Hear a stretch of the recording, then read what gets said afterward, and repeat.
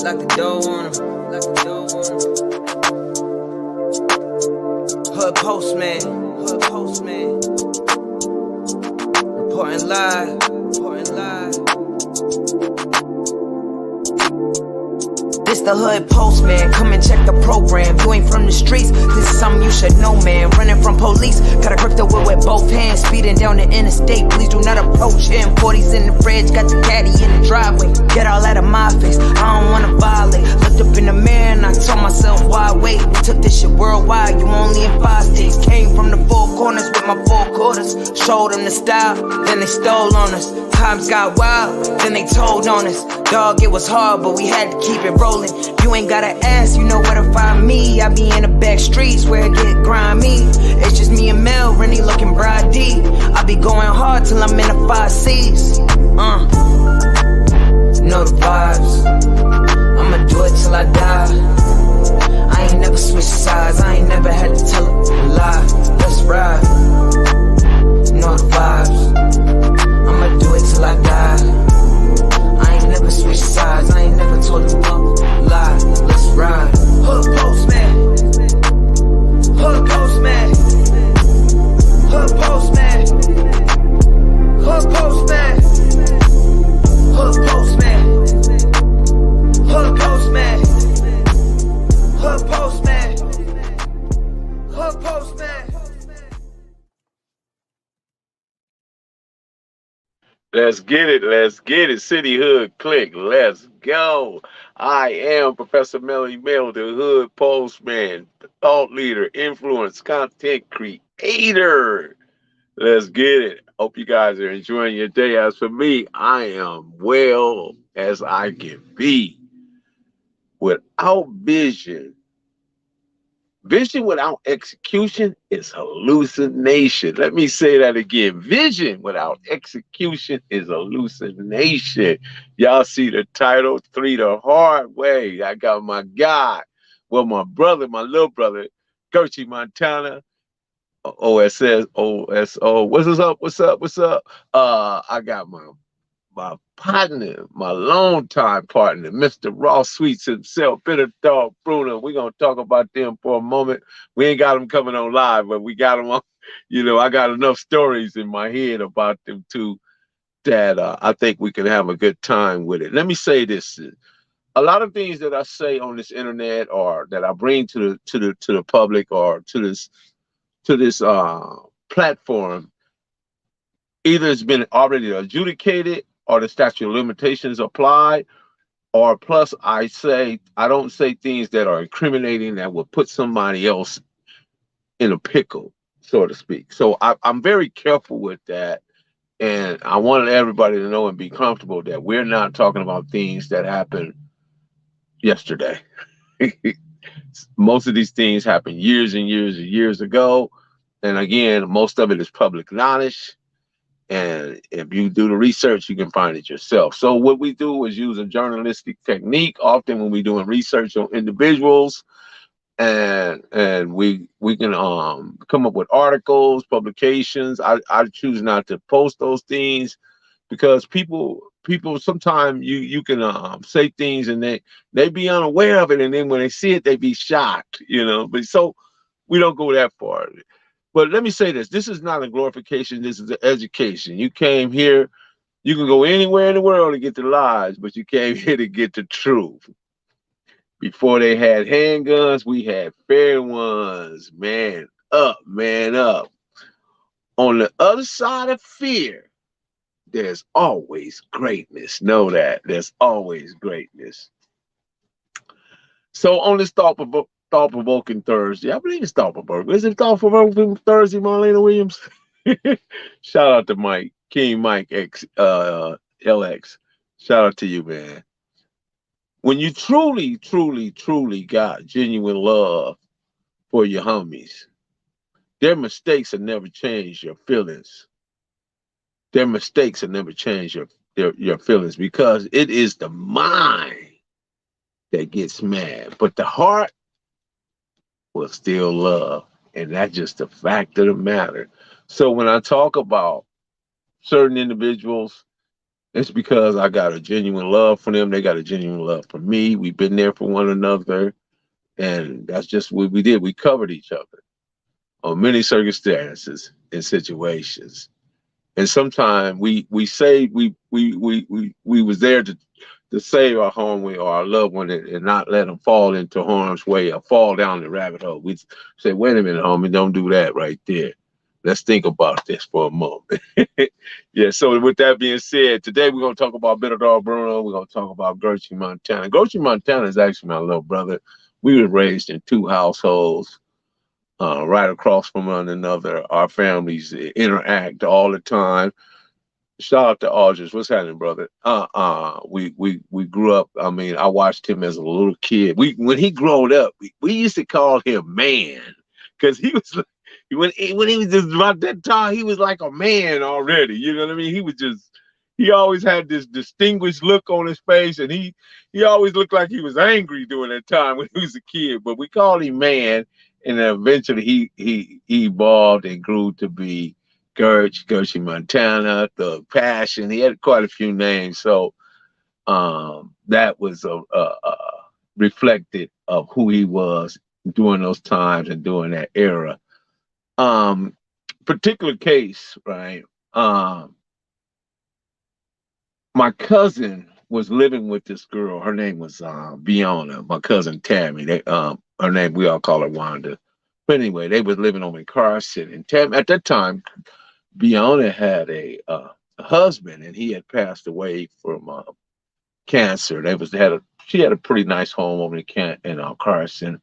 Had multiple toys over there, motorcycles, Porsche, Bills, hot rod trucks, just all kind of things that her husband had left her with, you know. And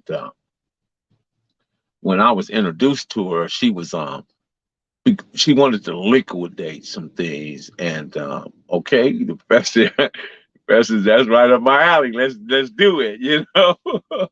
So I helped her out and sold a couple of things for her, you know, so I told her to hold on to the money. And at the time, Gertz was with me, and because he was always with me on certain things, and I was all either with him. And what happened, Gertz met her sister. Her sister's name was Sean. So Gertz started, you know, taking a liking to Sean taking a liking to Gertz. So it was cool. It was, you know, it was cool in the game. We was in Carson chilling, and it was kind of cool for us because it was like a neutral zone for us at that time. So we can go over there and chill and, you know, and just relax. So anyway, unknown to me, she was dealing with this other cat, right? And it wasn't like I was dealing with Fiona like that, but because they was trying to hook me up with another friend of theirs named Tammy. And Tammy's dude was a dude named 8 Ball. And 8 Ball, it's kind of crazy. 8 Ball was like my cousin named Wanda. So it's real crazy, right? So I called at night. Me and Gertz, we at the house chilling, as always, just chilling, waiting on what we're going to get into. We're going to hit the BF. We're going to hit the hop out in Lakewood or whatever. Whatever we're going to hit, we're going to hit. Because every Friday, we got to hit something. That's just the way it was. We got to hit something. So I give her a call and say, yeah, I'm finna come grab that money. So while I'm talking to her, Biona, the phone get like a snatch, and I hear this, you know, this rumbling, and somebody going, yeah, man, yeah. My girl got this money for you. You can come get it. So when the dude said to me, right, it didn't sound right. It just didn't. Just the whole thing didn't sound. This was nothing like Biona ever done, right? So Gertz sitting right there. So at the time we was working off the pagers and all that. It was during the pager area. We hit each other with the 722, or that was the 304 era. You know, we put the 304 in there. So don't mind me, just watch it. So I tell Gertz to ride with me. So when we got it in my Cadillac, right? I had a 2-door Brougham. We had the plates underneath the seats. So if you put the slit in there, you could slide the goddammit through up under the seat in the plates, the metal plates, and nobody would ever know they was there because there was metal up under there. Then under there was cushion. and you could slide them. It was a little slot in there. You could slide on both sides, the front seat, the back seat. So we take off, boom. So I'm telling Gertz what happened. He said, "Yeah, bro, that don't sound right. Something ain't right. Something ain't right, right?" So when we get over there, the house is kind of dark. So we get out, boom. We get out, go knock on the door, boom, boom, boom, boom, boom, boom, boom, boom. So dude answered the door. He answered the door. So he got the money in one hand, but his other hand is like this here. And when he was coming around to hand me the money, his goddamn it flashed. And that was all it took. Once he seen that, bro, just came over my shoulder. Just came over my shoulder and got off. This dude, I mean, I never seen somebody move so fast. When he dumped at me. I fell to the side over like in the rose bushes or whatever. Not no necessarily rose bush, maybe some type of flowers or whatever.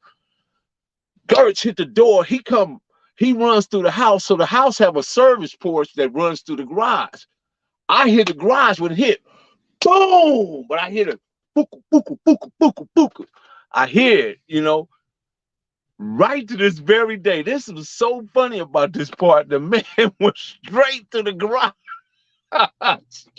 He dropped his goddamn it and disappeared in the dark. And right to this day, we ain't seen him since. It was just so funny. I just had to tell y'all that. That just was it trust me, it's much more to this story, but that's as far as I can go with that. But it was just too funny. That's just an instant that, Gertz was there for me, and there was times when I was there for him. And often we find ourselves in these predicaments or these conundrums, and we don't anticipate certain things, but sometimes they just pan out that way. It's not intentional. It's not you going looking for trouble. See, Fiona made the mistake allowing this dude to get in her business when her business was with me and whoever I was dealing with in order to, because she had lost her husband. Now she found the side dude.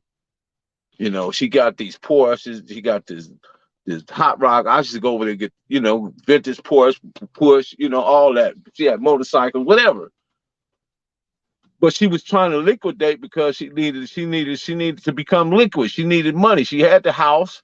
She had all this stuff. And I'm sure she probably ran through all the man's cash because the man was a baller. And I don't know what, if I recall right, I believe it was cancer that took him down. I believe it was cancer. But prior to that, they was living a very, very good life. So yeah, that was an interesting sequence, and that Gertz Montana was there, and you guys all know that Gertz was all there with us in 1984 when we filmed the docu-series with the people that came from Great Britain. He was right there as a youngster. Him, Big Bus, Primo Pete. Everybody liked to see Primo Pete, and they were three of the youngest people on there. Then there was myself, Turtle, Twins, Crunchy, You Better Watch Out, and Rat, and RC Rick Carter. So yeah, so that was just a moment in time. But those Turtle was always really he was always gravitating towards young minds and young individuals that was eager to learn the hustle game and figure out how to be vibrant in the hustle game and be able to make that money in a way that that they be okay. And those youngsters they really did well for themselves during that time because the money was plentiful, product was plentiful. But see, because the thing about us, right? We had a great marketing plan. We had great strategies, but us as a people, we just had the wrong product. Just think if everybody would have got behind the hair business the way we got behind the cocaine business, we would all be rich right now. We would all be sitting on top of the hill looking down on everybody else, and we'd be okay. But we just had the wrong product. That's it. Because we all got behind this game, and we all pushed it, and it made quite a few money, even though I got to say a lot of people came out as addicts and was addicted and all that type of stuff, you know. But a lot of those people made out of it. They live in quite productively today, you know. Shout out to Monique Monk. What's up, Ronnie? You can't imagine messing with. Let me see what he said. You can't imagine messing with some of you gangster boo. I don't do the hood girls. You funny. Yeah. So Bitter Dog Bruno. Funny story about Bitter Dog Bruno, right? He used to like Bitter Dog Bruno used to like to get his perm done. This is like in the 70s, you know, when guys was wearing perms and Jerry curl. They used to call him a Jesus Christ, or you have it whipped all the way around, hanging down, you know, hanging. So he had my wife's sister to do his perm, right? Didn't quite work out. The dog Bruno let Linda do his hair, and I tell you, when he took the curlers out, the hair came out too. he, looked, he looked like a bald head chicken. Little dog Bruno was. You think, man, that he was talking so much stuff, man, you couldn't even understand nothing that Bruno was saying because he was so mad when his hair fell out like that. And I just was like, just wow, it was just hilarious at the time. Linda had her own place, and Bruno, Red Dog, King Ming, and even occasionally Rebo would be with him, come over there and chill on Rose. And that was some great moments back then because then, you know, we all young, and so we watching Britta Dog Bruno, King Ning, Red Dog, and we trying to, you know, figure out our cripping, you know, and we had to.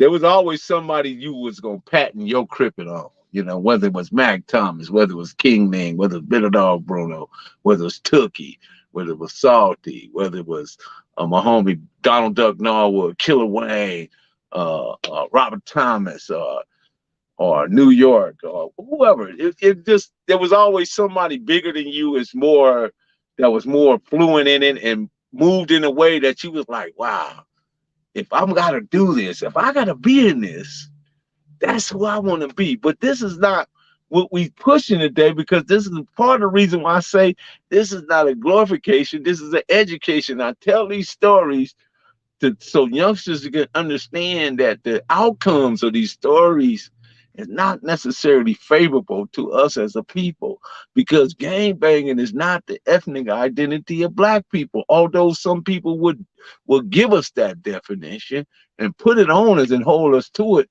But we got to break away from that. How long can we continue to do this dumb stuff? How long? At what point that we break away and say, draw the line? Because here's the thing, all the lives that have been lost, we can't get those individuals back. They're not coming back. I don't care what you do. I don't care how many more missions you go on. Just yesterday, a couple of people in the city of Compton, too, you know, matter of fact, lost their lives. I don't particularly know the circumstances behind it, but I know it was senseless. That's what I do know. It didn't have to happen.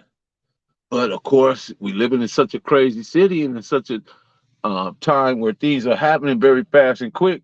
Very true, Professor.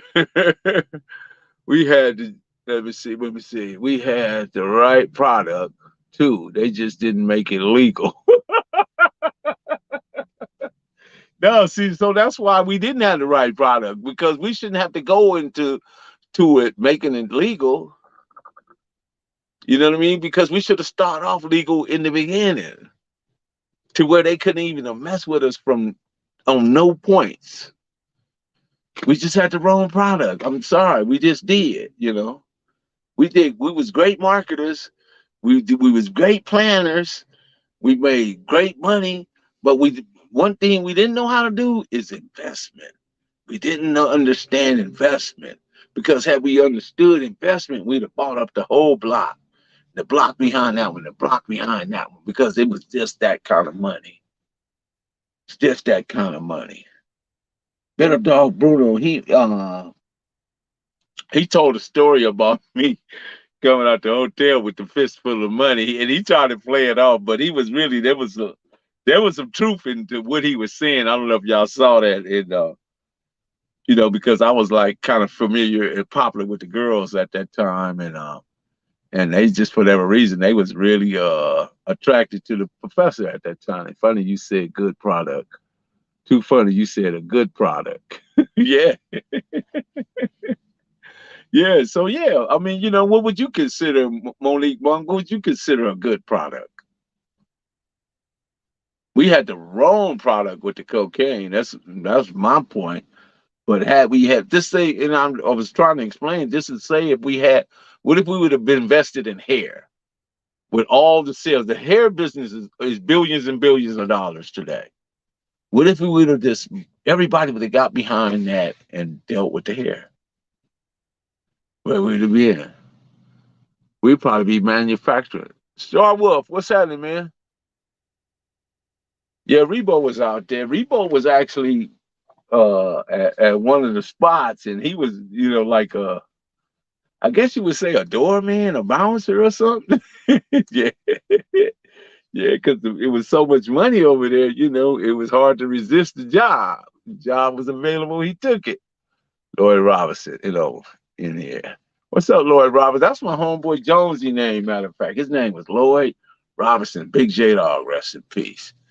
Melly Mel did crippling and violence because of one of the same. Did crippling and violence become one of the same? I think they both go hand in hand because you can't have one without the other because it was a marriage. It was a marriage between the two because that's what crippling eventually became. It just became violence, and it became senseless violence. And the same thing with being a Paru. It all became senseless.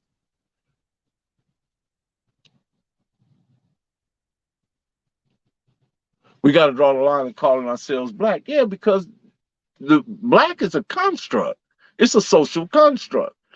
A social construct is where somebody make up something and everybody else believe it to be true. So the color black, there's no brown, that's what we identify things with. Those are crayons and colors and stuff, so forth. But does it apply to people? Because if I ask you, let's see, who made that question? Riddle Master. Is that what your name, Riddle Master? If I ask you a question, what color is your mind? What would you say? If I ask a white person, what color is his mind? What would he say? If I ask a Mexican, what color is your mind, sir? What would he say? So if our minds are all the same, that means we're the same. We just, for the exterior, that we have differences, but do difference mean less than? It's just different. It don't mean less than. Different is just different. Hit that like button, like Mike say. Let me see, Professor. I believe the government changed on the outside outlook of how the gangs started in the shy. Yeah, the shy. You know what? One thing you can admire about the shy, right, is that the shy was organized, and they knew to organize in a way that they had political standings. They had people running for political office, and they was controlling the politics in the city of Chicago. And when they saw that, that scared them because they had that happen during the 70s with all the hamburgers or whatever the name of the white gang, the Jewish gangs that was there, and also the Irish gangs that was there, and Mayor Daley, who took over, Chicago for many years. Chicago has always had dirty politics. Always, they have always had that, and the Larry Hoover, or David Barksdale, and Jeff Ford and the rest of them, they figured out that if they controlled their votes for the people that lived there, the black people, and I'm just using that as a term, don't mean that it necessarily is true, just to use it to identify, or I can say African Americans, if that you feel better with that. Um, they got people to vote in a certain particular way. So when that happened, those officials over in Chicago got nervous. So they had to tear down Larry Hoover. They had to take care of both Larry Hoover and Jeff Ford, and then other brothers were murdered out there. Because they didn't want that. Hit that button, man.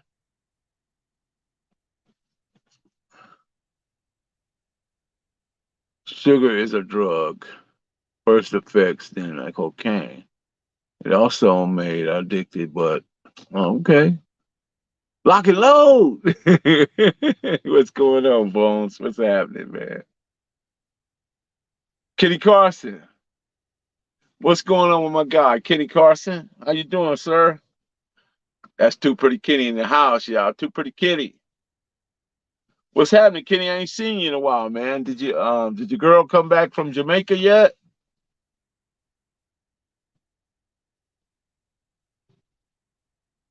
He hollered at Marlena. So again, vision without execution is hallucination. I think what a lot of us had a lot of vision and we had a lot of execution. But again, we just had the wrong product. Just think about it. Look how far it set us back when we went so far down that road. Because it was all a game. If you think about it, it was all a game because if you think about it, there's a lot of brothers that lost their lives from 78 to 79. They revved up their prisoner complex, industrial complex, 79, 80, 81, 82. Dropped the cocaine at 80, 81, 82. And there was a lot of things that taking place. And then Reaganomics kicked in 84. And that's when they start regulating. And then they let everybody hustle all the way up to, and they changed the law. I think it was around about, federal laws changed around about 87, 88. By 89, man, they was putting folks, they was the feds was coming in grabbing people like thieves in the night. Like a thief in the night, man. They was grabbing brothers. I'm talking brothers that actually had made millions and hundreds of thousands of dollars in the cocaine business.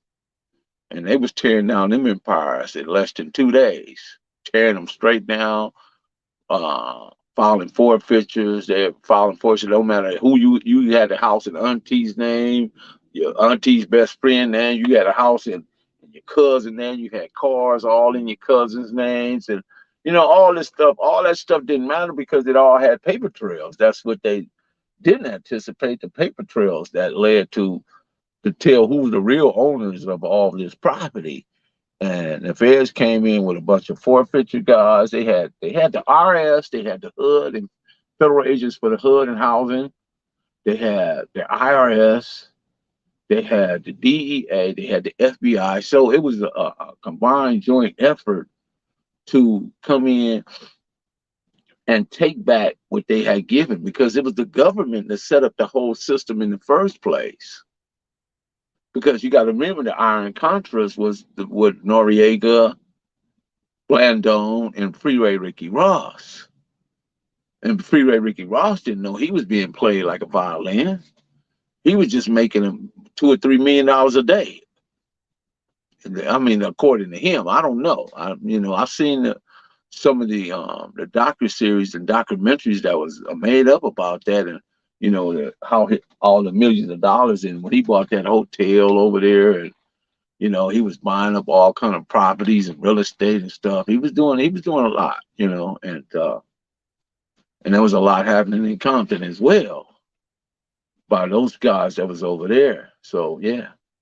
But meanwhile, you had people like, standing on the side waiting to get their turn, the Gertrude Montanas and the Big Bus and the Primo Pete's, because they was all young in the game and they standing right there witnessing all this stuff. So they was next. So it's a generational thing when it comes to this, game, because everybody's trying to wait to get old enough so they can partake in what they believe is fun. Or what they believe is having a good time, going to skating rink, going to the street races, going to the lowrider shows, going to the clubs. Nowadays they go to strip clubs like they used to go to clubs or where they hang out, and now you got all these motorcycle sets and different things that have evolved. But once again, When everybody got on the internet, the streets died.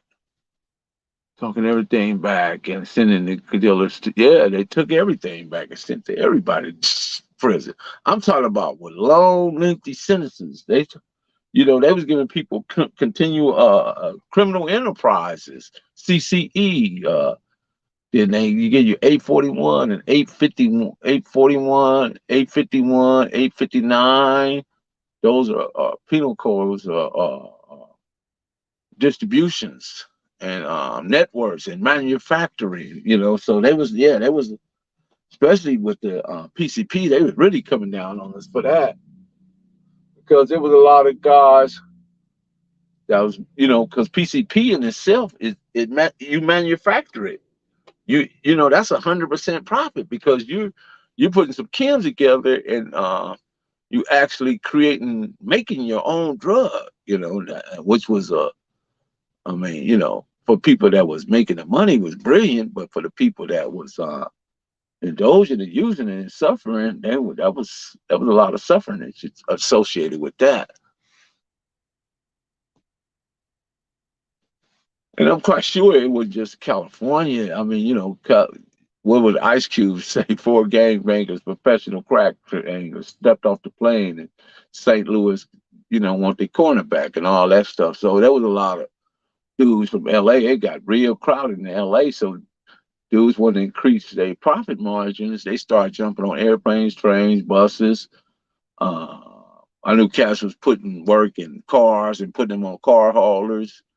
Put everything in the bumper of a car and go hire a car hauler to take it to, another state. You put 3, 4 cars on the car hauler full of work. You get to that state, you get out there. Once you get out there and able to get it out there safe and sound, overnight, you become the man. Overnight. What's up, Jameson?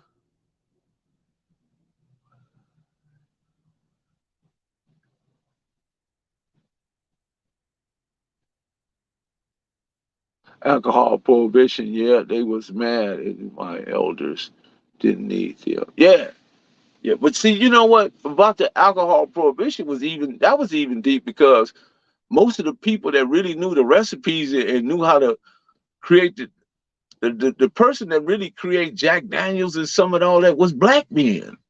They just didn't get together. The recipes and all the patents were stolen. Because back then you got to remember a certain period of time, black people couldn't have patents. They couldn't claim inventions and stuff like that. And a lot of that stuff was stolen from them. So a lot of stuff that we see today that you see other people indulging in and pretending like they were the true owners of it, they stole it.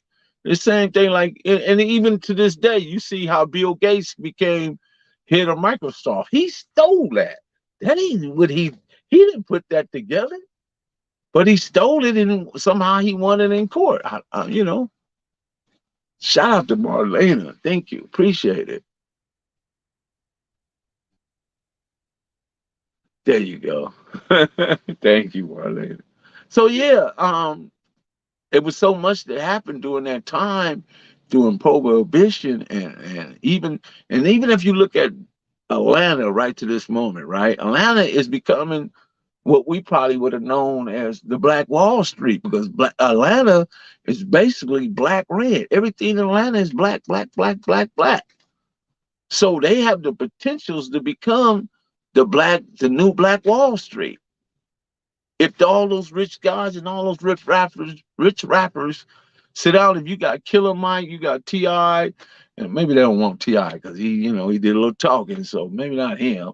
2 Chainz and all them other. I don't know how many of them stay down there. It's just a large community of black people that has a big, powerful following down there in the rap community, and they a lot of the Gucci Manes and all these people. And these people got millions and millions of dollars. But just think if they pool their resources and it's like taking all the money. Say for instance, you got your money over in Chase, you got it in Bank of America, you got it Wells Fargo, Navy Federal, and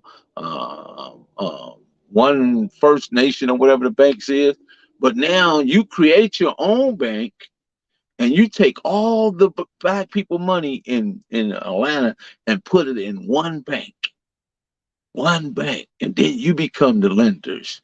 Then you become the people that give loans. You become the people that verify loans and you know that sort of thing, to where people can now come over here and indulge and engage in this business, and then that builds the infrastructure, and the infrastructure become completely black because now you're controlling the resources.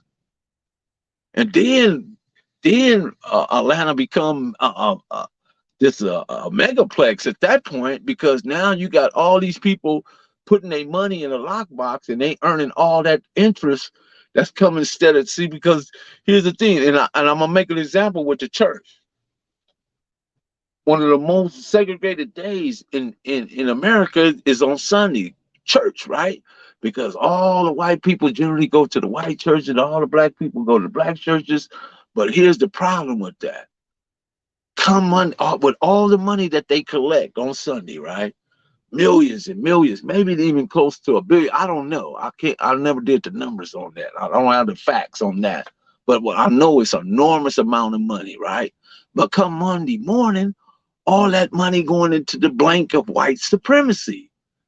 What if all, because some of the biggest businesses that black people have is the church, the barbershop, the beauty shop, and the hair business. I mean, doing hair, they don't control the product side of it, or the manufacturing of hair, and getting all the things that the beauty supplies and all this stuff that people indulge in.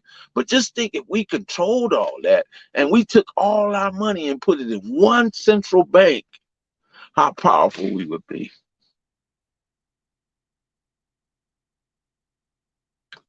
But you can't get Magic Johnson, you can't get Michael Jordan, you can't get Oprah, you can't get some of the other super mega rich people. You can't get them all on one accord.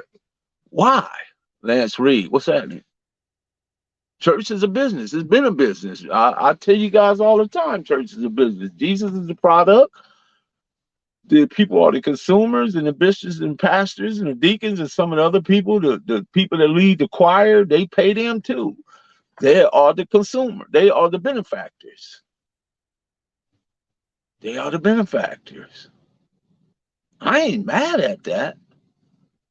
The problem I have is that they talk all that stuff, but still they take all the money. The dollar lasts longer in Atlanta. I'm sure it lasts longer in that black community than it does in any other community, because we have a rich, strong black base in Atlanta. Just think, what if we all just covered like maybe 4 or 5 states, instead of being here, there, pocket of black people here, pocket of black people there, pocket. What if we all just went and just came together? Because in the 50s and the 60s, we loved each other. We loved to be together. Then they came up with desegregation. Then they came up with equal rights and all this other stuff. When back then, we had our own bus companies, we had our own hospitals, we had our own dry cleaners, we had our own everything. The moment they said we can intermingle and hang out, man, we left all that just to feel good about going to the white restaurant. The white man's ice ain't colder than the black man's ice. It's the same ice. There's no difference. Going to eat at Ruth Chris and going to eat at Sizzler, I mean, the decor might be different, but I don't know if the steak gonna be any better. I just don't know. I don't particularly eat steak, but I'm just using that example. I know people gonna differ with me on it because they love them some Ruth Chris and Mastros. That's some of the biggest thing black people get. As soon as they get some money, they get 2 things they gonna do. They gonna go buy some jewelry. They going to Mastros, and they going to the Gucci store. That's just it. They going to do that. They're not going to look to go do an investment. They're not going to look to check on what is the property around in their village and around their neighborhoods, and see if there's any fixer uppers, and see if they can do investments, see if they can come together with other black businessmen and say, let's purchase this whole block. They're not going to do that. But that's a sickness right there. So Three the Hard Way, coming back to Three the Hard Way, right? Me, Better Dog Bruno, and Gertrude Montana. 2017, we had a real big, huge party. It was like, I can't even say, maybe about 300 some people. And a great majority of those people were from Santana. And it went really well. I still got some of the pictures. And that picture that me, Bruno, and Gertz took, that was from that night. And I'm telling you, that was probably one of the most best moments I've seen, where a bunch of young black people came together and there was no problem. Nobody got hurt. Nobody got shot. Everybody had a good time. And we was actually in Inglewood. But the guy that owned the business, he was so afraid that, just thinking about the element and the mentality of the people that was there at his business, he just knew by the time they was finished, it was gonna probably be burnt down or tore apart or ripped apart, or it was gonna never be the same. But it was okay. It was okay because you had some people there that was more experienced in life and had transitioned to a better life and was able to understand that it ain't all about all this rah-rah. It ain't all about proving that you the toughest dude on the planet and all that. It ain't all about it. Just enjoy. Have a good time. Get you a couple of drinks. I don't drink. I don't smoke. If that's what you favor, go ahead and do it and go home and sleep it off, and we'll talk about it the next day.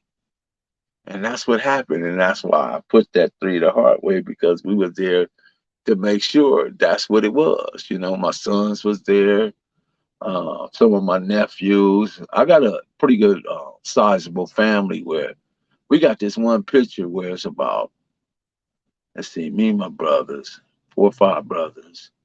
Then I got about 5 sons. Then my other brother, he got 1, 2, 3, 4 sons. Then my baby brother, he got 2 or 3 sons. And my other brother got a son. So we was all on the porch like the Beverly Hillbillies or something. Looking like a bunch of hillbillies, and took this picture, and it's just all Gibsons. Everybody just all Gibson.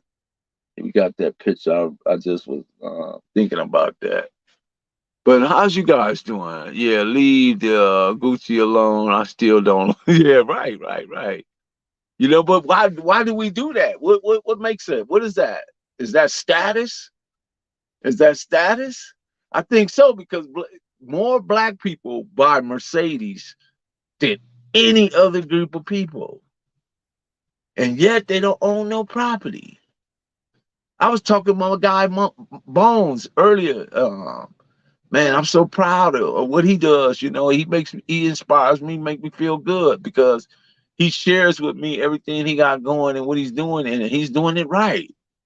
He's doing it right, man. He's building his company, and I'm not going to tell you all his business, but man, it's phenomenal just to hear it and be a part of it. It's going to even be more phenomenal. Yeah. Shout out to Bones. He got the 59, the 58, the 57, the 64, the 67. He got all that. He's getting to that point where, okay, I done that. Let me move to the next stage. That's what so yeah.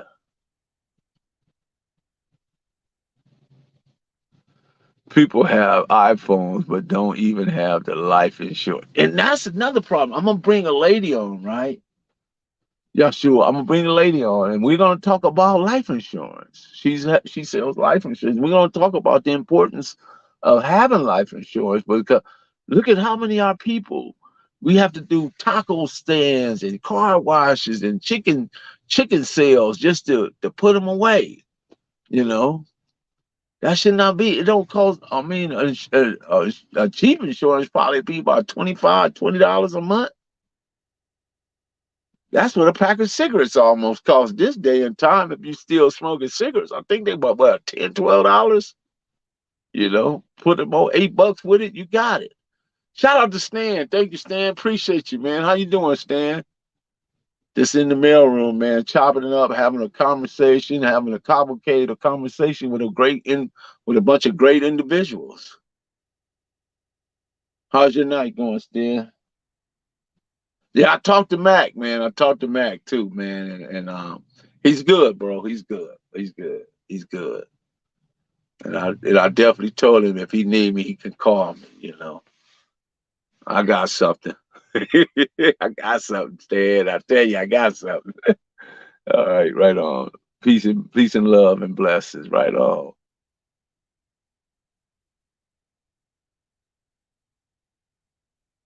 We only had access to financing for 40 years, maybe less. Hmm. What do you mean by that? I mean that, you know. I think this what you need to hear right there. What do you mean by that? What do you mean by that? Yeah, what do you mean by that? Agree. As for, let me see, what did he say? As far as purchasing property. Now, you know what? My father purchased his property in 1968. And the house that he bought, he paid 15,000 for it. 15,000. That same house right now, 650. 650,000. It's 1968. My dad paid 15,000 for that house. That's that's astronomical, bro. That's astronomical. But we don't understand that actually, and white people been doing this for years, creating generational wealth with insurance, buying insurance. They buy insurance for anything. They fraud. They do more fraud than any other group of people. Man, what? They'll set a car on fire, a house, a building, a business, and all of that. Man, come on now. These people have been doing this stuff forever. Remember, this country was founded by a bunch of criminals. Yeah, that's how this country was founded. It was founded under criminality. And everybody that came here was thieves, murderers, killers, kidnappers. Because guess what? They stole us. They stole a whole people and brought them to a whole nother part of the world and put them to work for free. If that's not ruthless, if that's not gangster, if that's not the worst, then what is? There's no other group of people that has done that. I'm gonna tell y'all something. In Germany, they call them the Germans. In Russia, they call them the Russians. In Britain, they call them the Brits. In Australia, they call them the Aussies. There's only one place on the planet they call him the white man, and that's right here. So that makes him the darnest dude in the world.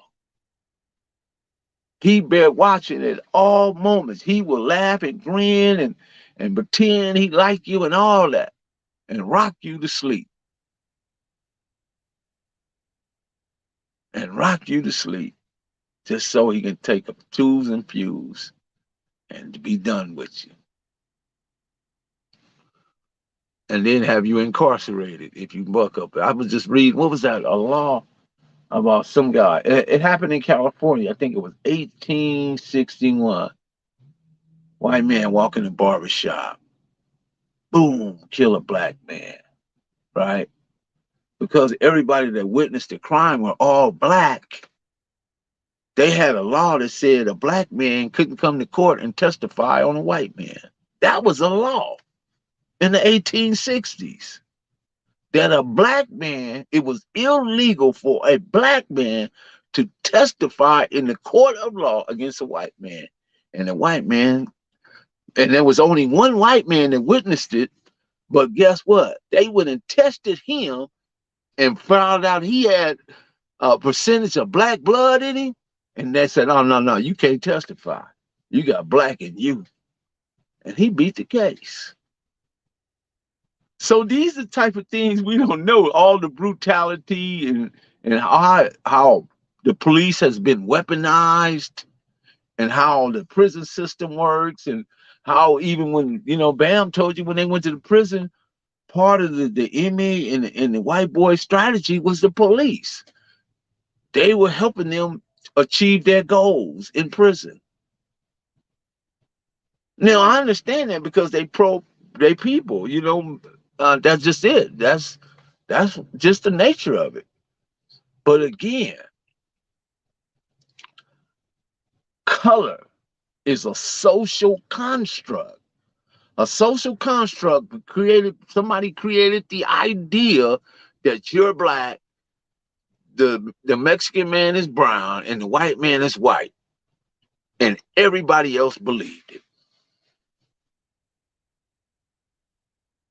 Everybody believed it. But it's not true, because if I ask you what color is, my partner Bones have a great mind. That's what I'm looking at. I'm looking at his heart and mind. I ain't looking at nothing else. Of course, he looks different from me. Matter of fact, he's probably darker than I am. You understand? But we make all these, everything we think is like, when somebody tell you something, you automatically just in your mind, for some reason, us as a people, we start prejudging it. We prejudging it before we get the full information or we fully understand what's being said to us. Some of us, percentages, nothing is ever 100%. Of course not. Tapping in, baby E, what's happening? Just giving lessons, bro. Just trying to, bring it around. Let's talk about it. Let's try to understand it. A lot of our people back then, even during the gangbanging stage, they was impetuous. Impetuous is like people that was quick to react without thought or care. That's what created, because the gangbanging was created out of a mercurial mindset, something that had all of a sudden unpredictable, that had a mind, and that wasn't stable.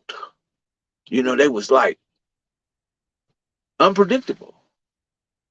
If you look at both the Keyway and the Damu, same makeup pattern, but virtually the same. They dress the same, they look the same, they act the same, they done the same thing. The only thing that distinguished them, one was named Crip and one was named Pyro.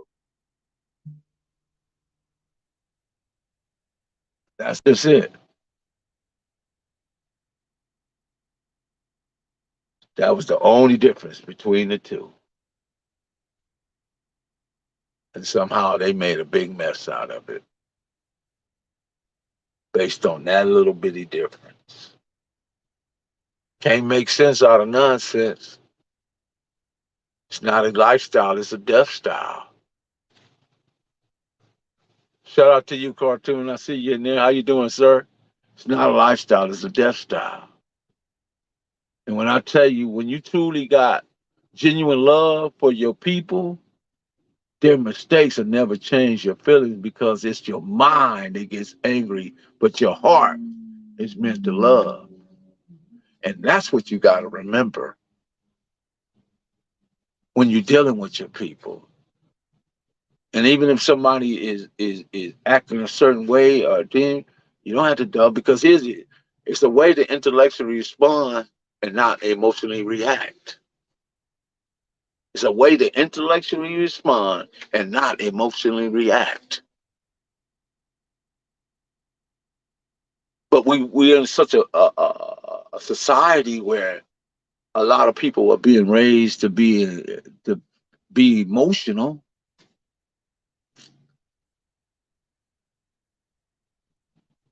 But there's such thing as a righteous indignation, where you have the absolute right to be angered or be frustrated with some, but still is a way to handle that.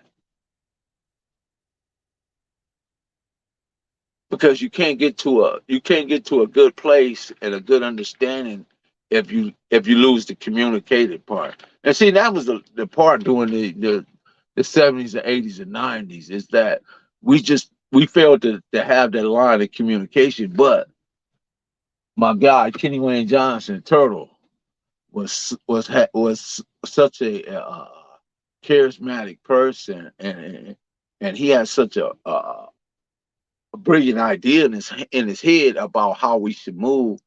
He he initiated contact with certain individuals and helped bridge those gaps and help open up those channels and lines of communication. And it was a beautiful thing, trust me. I'm seeing Anthony Axon pull up. Cole Paru. I'm seeing Donald McQuillan pull up. Stone Paru. I'm seeing Stutterbox pull up. Stone Paru. We doing business with Terry Carter, and all these other individuals that understood that the green dollar bill, y'all, get the cream.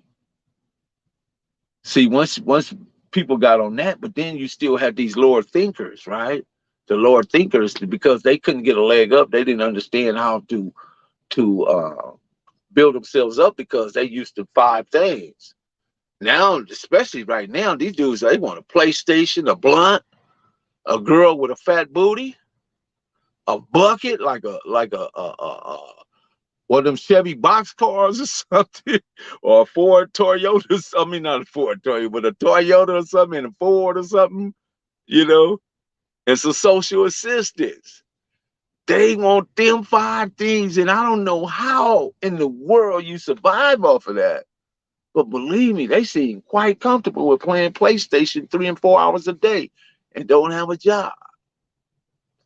I don't see people come home from prison after being gone 20, 30, 40 years, come home and get some great jobs. Why these dudes that's already out here can't get none? Because they fear that. You can see the fear in them. They don't know how to fill out that application. They too afraid to say they don't know. I've seen young cats don't even know their address. They don't even know how to write in cursive, and that's a shame. They don't know their social security number. I know my social security number, driver license number. I know every number that I got. The important ones. I know my driver number. I know all that. I'm on my truck number. I know everything, because those things are appropriate for my life to flourish and function in the way that I need to function. I got to keep track of that. I got to keep track of my bank accounts. I got 4 or 5 bank accounts. I got to keep track of my LLC. I got to keep track of just enormous lot of things that make my life feel like it's a really good life. And everybody is afforded to that. But somehow they want somebody else to do the work. They don't want to do the work. You still got cats thinking that that when they come around, you supposed to give them 300 or 400.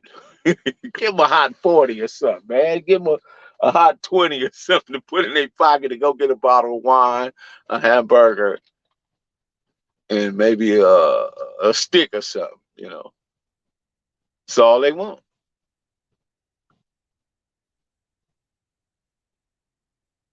Greg Gates, what's happening?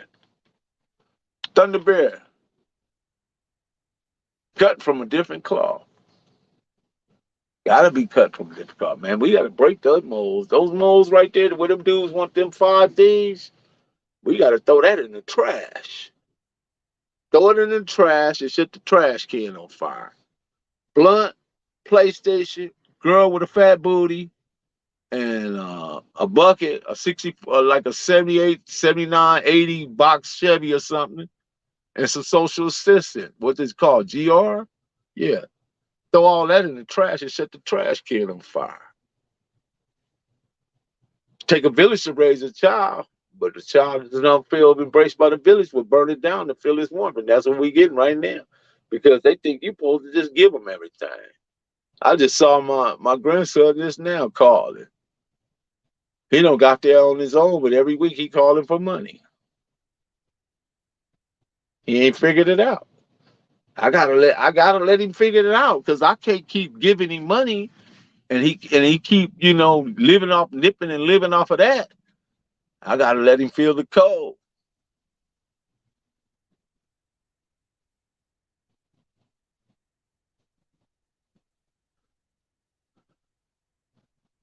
Yeah, they've been hand fed, man. They've been titty fed, hand fed, and all kind of stuff, man. Come on now, stop it. Vision without execution is hallucination. They got dreams are grandiose in their head. That's what they got. They got all this. I'm gonna be a big rapper. I'm gonna be, why everybody want to be a rapper, an NFL, NBA, Major League Baseball, and I think that's about it. When yet we need doctors, nurses, lawyers, astronomers, engineers, people that work in the tech industry. That's where it's at right now. Go get in the tech industry. But what happens to the guys that want the five things, the blunt, the PlayStation, the girl with the fat booty, the social assistant in the bucket, his girl is going to school, getting her certs up, right?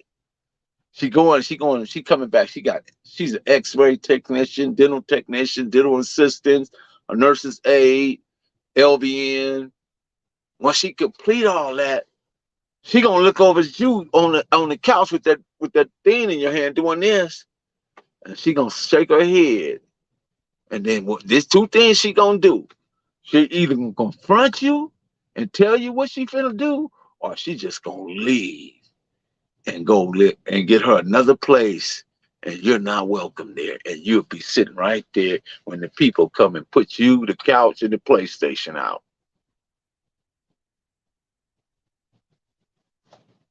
That's what's gonna happen. So they say that black women is the most educated group of women in the country. So but at the same time, do they really have all their stuff? They have their stuff together economically, educational wise, but they don't have their things together when it comes to being strong, black, and independent because they're the only group of women that's hollering strong, black, and independent. The Mexican woman is not saying it. The Asian woman is not saying it. The Middle Eastern woman is not saying it. The Caucasian woman, because what they get with their men. Of course, they men probably is doing a lot better. But you too, because here's the thing, right? The universe, right? Everything has a duality. There's up and down, yes and no, open and close, man and woman, boy and girl, all that. All those are dualities, right? There's 365 days in a year, 52 weeks in a year, right? It's impossible to hear no every day. You living in a society that is progressive, that is growing, that has grand opportunity in it. But if you're not putting in the time and the work, then what's there, you don't get the chance to enjoy it because you're sitting around wasting time. So what what you get, nothing from nothing leaves nothing, right? It's impossible to hear no every day if you live in a society that's progressive and doing everything because the universe won't allow it. Doing what the white man doing, the universe won't allow it. You get, are you hiring today, sir? No. Are you hiring today, sir? No. Third day. Are you hiring? Yes, young man. I've been looking for somebody to come and help me with this. I need help with moving these product, and you look pretty strong. You think you can handle the job? You can be here by 8 in the morning? Sure, sir. Well, fill out this application. Let's get you started. Simple as that. I mean, I put it a little simpler, but it's a little process to it. Depends on what you're gonna do. Then the trucking industry is booming. If you got a driver license, go upgrade it to a CDL. And then you become once you upgrade to the CDL, start off with a company, and then you see this is how you learn business, right? Let me give you a little secret. Don't never start a business that you don't know nothing about. So if you go into the trucking industry, you can go work for these companies like JB Hunt or CR England or Warner, Swift, and all these other companies. But in the process, what are you doing? You learning the trucking business. See? And within all those companies, they have what they call walk-away lease. In other words, you can lease a truck from them, and then if you don't like it, you can walk away. There's no harm, no foul to your credit or none of that. It's a walk-away lease. A lot of people don't know that. So I just thought I'd share that part with you. So anybody that got a driver license that's sitting around not doing, go take that driver license and upgrade to the CDL. All those companies are training you to get in a truck because that's what they don't care where you've been, what you've been doing. If your driver license is clean, all they want to know is can you move that load from A to B to C to D and back to A. That's what they want to know. If you can take care of that, then you guys are good, perfect relationship. And in the process, you learn the logistics business. You learn logistics, you learn trucking, you learn about different parts pre-trip, you learn about alley docking, you learn all that different stuff. And then you learn the business side of it. You know, how much per load, what you get, mileage. If they charging by the actual miles or they charging by zip code to zip code or mileage. You learn all that different stuff. You learn what drag links is. You learn what slack adjusters is. You learn all the mechanical parts of a truck and leaf springs and all this different stuff. Now they got most of these trucks are automatic now. They ain't even different. You ain't even got to do all this. Be tired, shifting and clutching and you ain't got to do that. Just slip a button, boom, and go.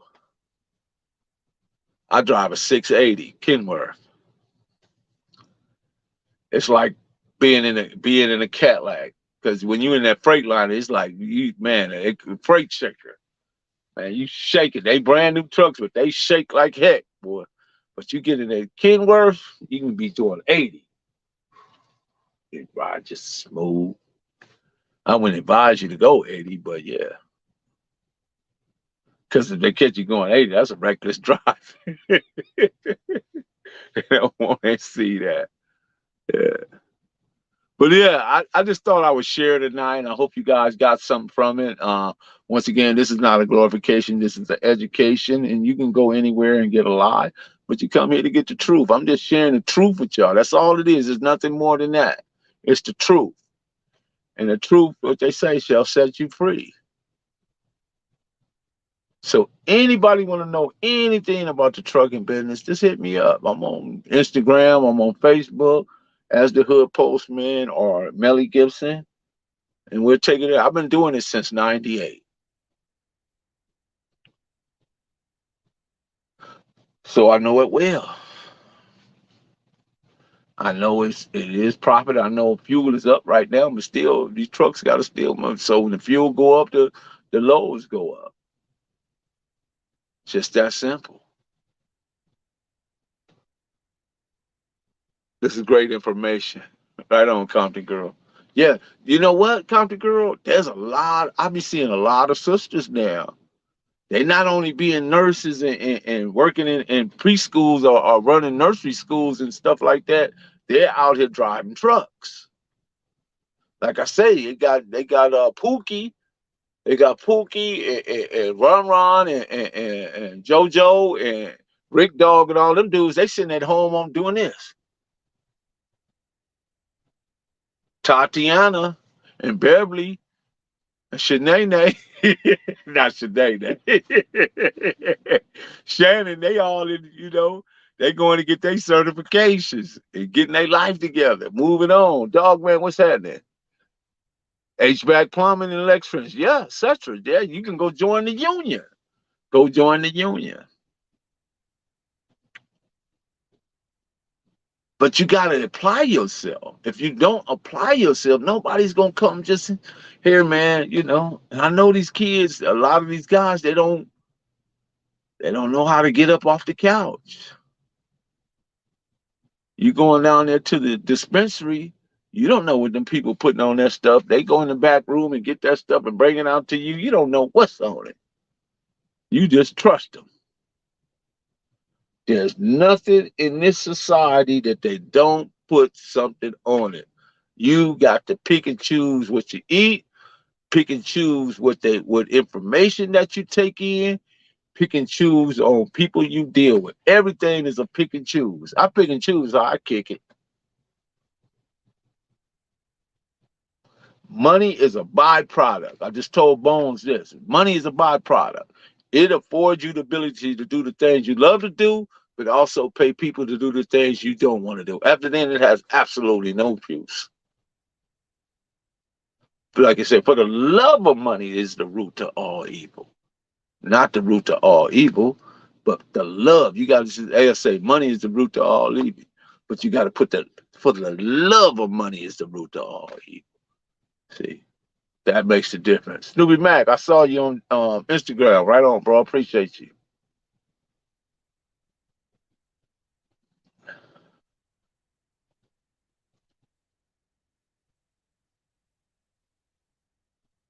So hey, if you guys don't have any questions for me, I'll be jumping off here shortly.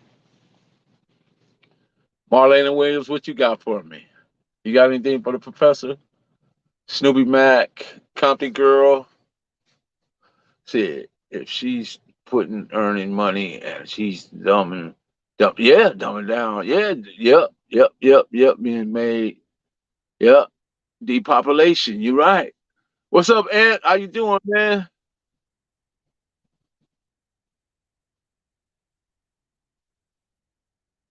I got a pack card. I don't know if it's got the Allison, but I got pack card engine. So I'm assuming it's pack car.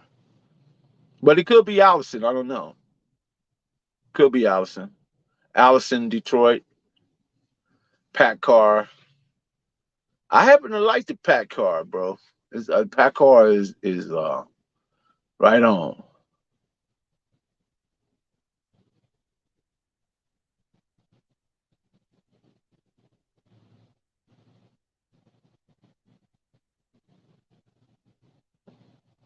Yeah, because you're right, Ronald. Come 2030, by 2035, there won't be no more gasoline combustible engines on the streets of California.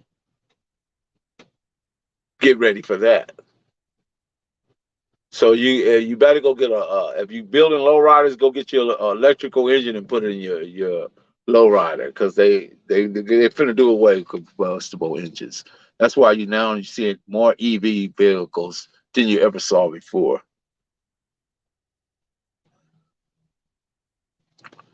Everything is regulated, and not only is they regulating the groceries, they regulating how we interact. They controlling everything. They're even going to regulate to the degree that if you're not productive, if you're not in being part of the overall society that make it go in one circle, they're going to get rid of you because you're obsolete to society. Because I told you the difference between what you guys call time is really change.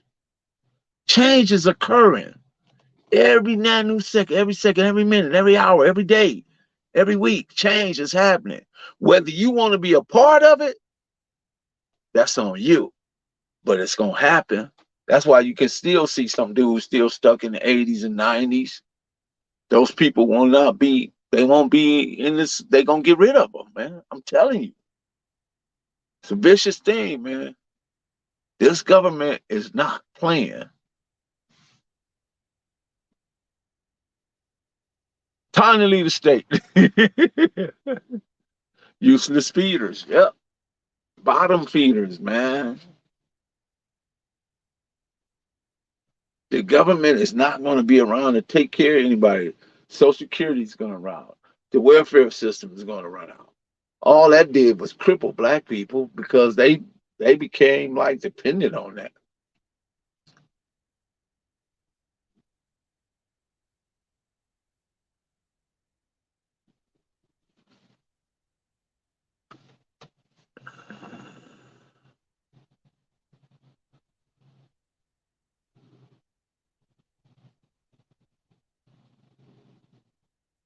Oh, you make them transmission right on, man.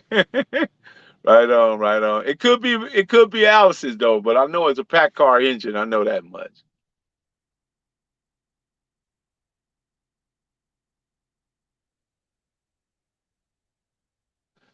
It's not just California, bro. They're gonna do it all over.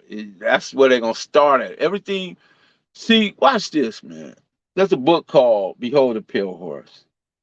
Everything they experiment on, everything they ever do is always happening in Colorado first. That's why they got the ADX over there. That's why you see the CDC, the Food and Drug Administration. Everything is a reason why all these things are in Colorado. Then they got the FEMA. FEMA is emergency management. Then they got something called Mount Weather that hardly anybody knows about. You don't know about Mount Weather because you ain't studied it or you haven't read about Mount Weather. Mount Weather is what's going to change the whole drama. This is that one world order thing that they've been trying to implement, and it's going to happen at some point because the world is they feel the world is too populated, so they're going to depopulate it, and they're going to rid themselves of people. They're going to rid themselves of thieves, drug dealers. They're going to keep the prostitutes.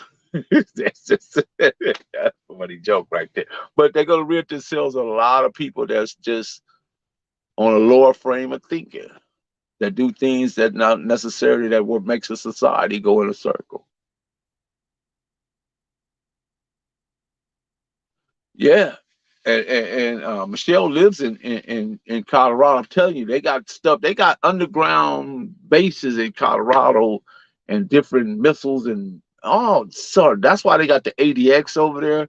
When my boy Ace was from Luders, he was in the ADX, right? When I was in the Feds, right? And Ace said that they experimented on him while he was in ADX. And I'm gonna tell y'all this story, and then I'm gonna jump out. They experimented. They placed inside him what is known a chip called Digital Angel. Digital Angel is a mind control. Go look it up. Don't trust me. Just go look it up. It's a mind control chip. And what they do, they have the ability to control your every actions. They can see everything you can see, hear everything you can hear, and even suggest to you to do certain things. So they had Ace out there robbing banks.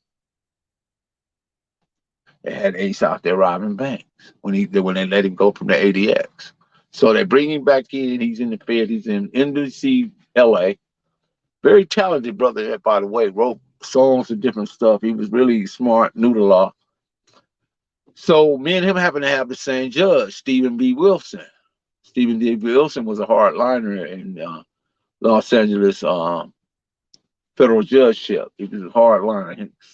Killer. They used to have one guy they called Killer Keller, and Manny Real, and Stephen. These are three cruel, very vicious white men, very vicious and cruel. Uh, so what happens that his attorney, Ace attorney, filed a motion for them to do an MRA and a CAT scan and to scan because he's alleging that all these chips is in him and controlling him, making him do what all he's doing, right? So the judge stopped the proceeding right there and say, no, we ain't finna do that. We ain't finna do that. We're gonna send him back. We're gonna send him to Summerlin and get an evaluation. And then, but we're not going to give him the cash. They refused to give it to him. Why they refused to give it to him? If all they had to do was to prove him wrong, was do the MRI and prove that he didn't have these chips in him. That's all they had to do, right? They didn't do it. Refused it. They was looking to give him 80 years at that time, right? They took him to the Summerlin down there, Missouri, somewhere down there, and they sent him back. Said they couldn't fix it. They let him out. Just like that. Let him out.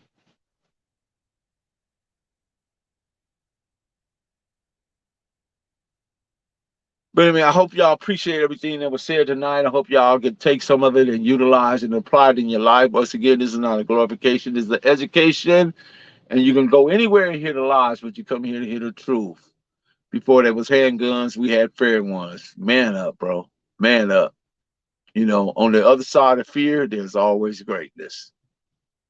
Know that. On the other side of fear, there's always greatness. Marlena Williams, do you have anything to add, Marlena? I like that. One of these days, I'm gonna bring Marlena on here for all these guys in there be crushing her. We'll get Marlena Williams. I don't know if I could do it, but I'll try to get her on here for y'all because I know y'all be crushing on Marlena, boy, big time. I be seeing it, catching it here and there. But here, What do you mean by that? what do you mean by that, Professor? And once again, we gotta take up. We can't go out with adding our girl, right? Just to hear something like that would happen on a Sunday afternoon. Well, when you dealing with different hoods, what do you expect?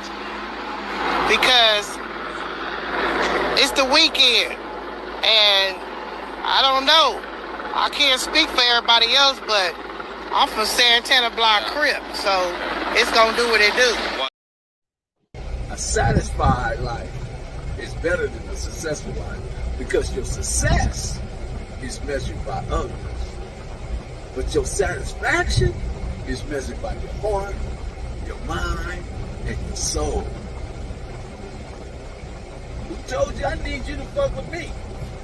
Because I fuck with me. But you gonna see me though, for real, for real. And that's it right there. That's right there, the nutshell. You know, mess with yourself. Get into yourself. Learn yourself. You know, ask God to increase you in intellect, wisdom, knowledge, and understanding, and purify your heart. Because you are life. You are light. You are life. You're light. You're love. You're beauty. You're the sweet truth. You're your joyful thoughts. And see only the enlightened. And let your will and their will be the same. And give all your love to the God. That's it. That's in you. That's it. Simple as that. It's just that simple. Marlena Williams, I guess we don't have nothing else left, right? Let's see, Marlena, what she say? Oh my God, I love Auntie. Yeah, that's Auntie, all right. Good night, Michelle. Appreciate you being there, taking a ride with us down this cavalcade of conversation. Marlena, don't forget to click the notification bell, like, subscribe, and share. Drop a comment down below. On the way out, click that notification, hit those thumbs up. So when the dope content hit, it'll feel like it's the 1st and the 15th.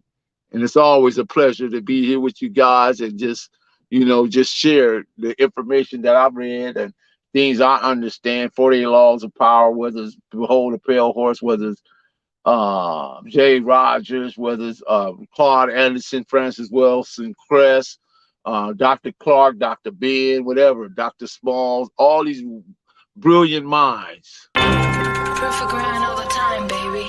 Yeah, Cali Finest, baby. Proof of grind all the time. Music money, got a dollar sign. Hub City. I'm a street nigga, streets fuck with me. I'ma keep pushing products till the fans get me. It's guap off top, diamond Cartier. That nigga wall won't give a broke bitch the time of day. They see me climbing, they see me shining. That's hard work, proof of grinding. New money got me tipping in that 550. Ali, bad man, and I'm so pretty. I got that tech with me, that's my hater sprayer. Go big, grind now, nigga, play later. What can I say? I'm addicted to this paper stacking, and I don't talk about it, I just make it happen. Word on the block is that my shit go. Freaks for the low. Marlena Williams, go ahead and lock the door because we are gone.